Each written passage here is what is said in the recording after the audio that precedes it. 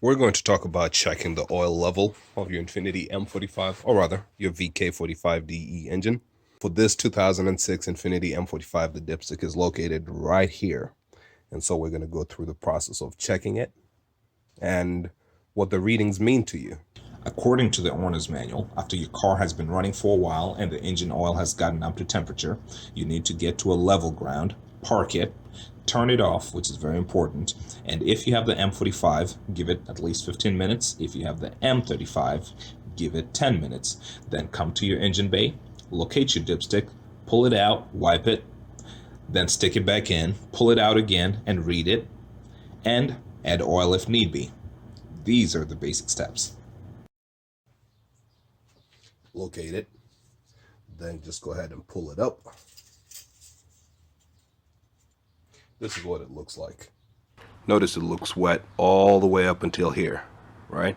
So what we're going to do is stick it back in.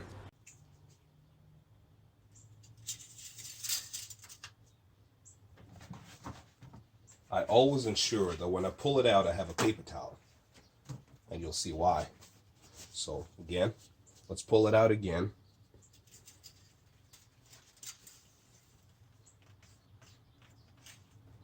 But while doing that, wipe it all the way, all right?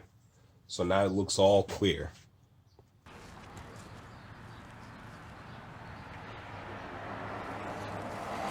And now I'm going to stick it back in again.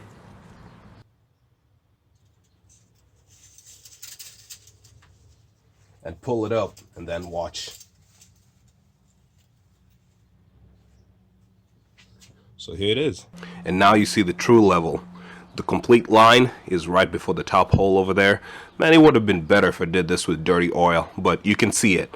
There's, oil goes all the way to the top, yeah, but for oil to be all the way through the across the width of the dipstick, it's right before the top hole. And I have to say, the distance between the bottom hole and the top hole, this is minimum, this is maximum, and the difference in between is 1 quart. I think that's a great segue into the next section, which is the dipstick in a little more detail. Even the owner's manual says that sometimes you need to add oil between changes, but how do you know how much you should add? This is your engine oil dipstick, and this is the business end. Again, it sits this way, but for ease of reading, we're going to hold it like this. All right, so you have 2 holes over here. Those are your minimum and maximum levels, and if you watch carefully, if you hold it the other way, you'll see an etching there. H on the top hole, L at the bottom hole, right? Bottom this way. So low level and high level, right? I'd like to say that the difference with regards to capacity, or in the way of capacity, the difference between the top hole and the bottom hole is 1 quart. That means whenever you have your oil level in the middle, right in the middle between H and L, you are half a quart low. I mean, it is within spec. That's what it is. But if you have it at L, that means you're 1 quart less, and so on and so forth. So it's really up to you. Make sure that your oil is somewhere between H and L, ideally not above maximum, because the maximum has been put there for a reason, right? And definitely for a VK45DE engine, never below low. I personally like to keep it as close as possible, between half and full. Now let's go read it now. And now we're going to get into even further detail. Basically letting gravity do its thing, let oil drain back into the sump, into the pan, and you'll see why it's important to wait the 15 minutes that the manual recommends. So with the engine running, I'm not even going to bother checking the oil. It's going to be all over, probably empty. It might shoot up the dipstick. I don't want to do any of that. So let's turn the engine off.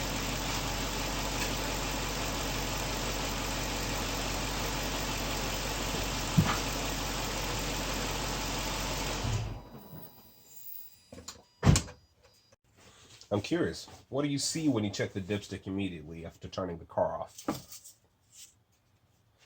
All right, it's all over. Let's wipe it clean.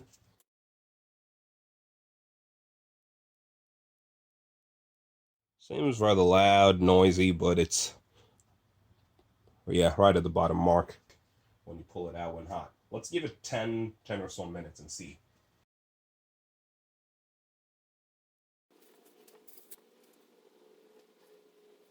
I can already see that the oil level is rising, and right now it's right around halfway up between the two holes, right? Again, so we'll give it more time.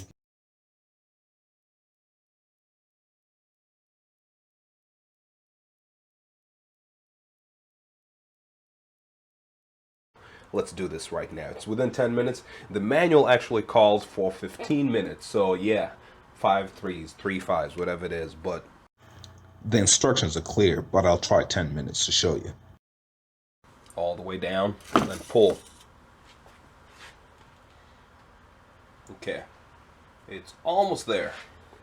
Right now it's not quite there, but it's at maybe excuse me, it's maybe at a quarter from the top is where I saw it. I'm gonna give it a little more time. Yeah, it kind of dripped a little bit. Here it is. It was right around there.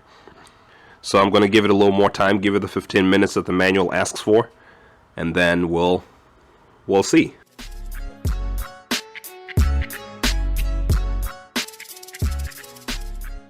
It's been well over 15 minutes, so we're gonna check it again.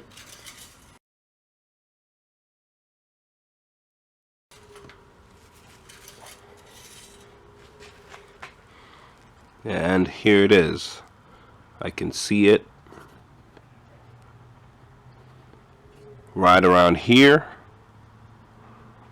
It's a little under max. It's not exactly a max. There you go. That's really nice in the back, right?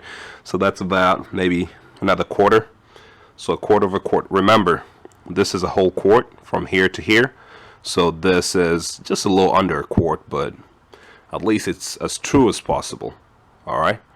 So we're going to add oil in there. But remember, this is warm, so it's kind of expanded a little bit. But engine oil does not exhibit those tendencies as badly or as pronounced as transmission fluid. Alright? So cool. Let's add some oil now. Ratchets all the way. It's not getting any tighter, right? But you can turn it the other way. Open it. At this point, all you'll see is me adding oil.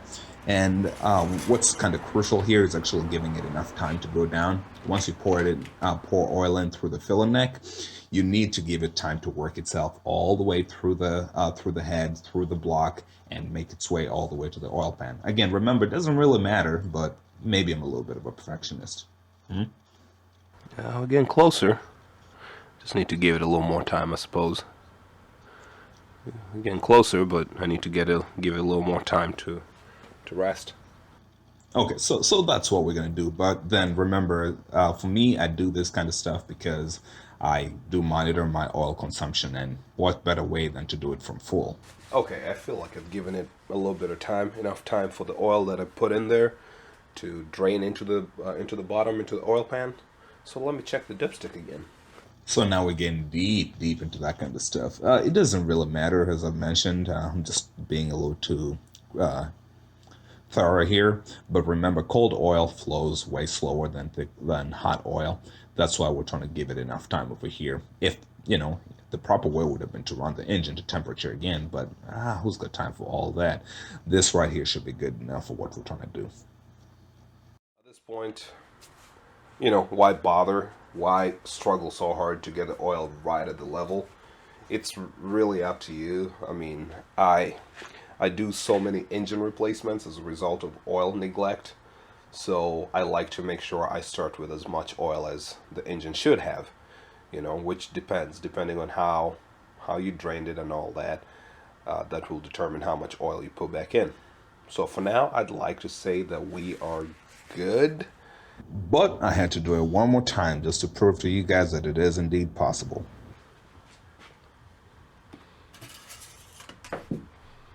Hey, after a whole lot of back and forth, I managed to get the oil right at the max hole. That is the top level right here.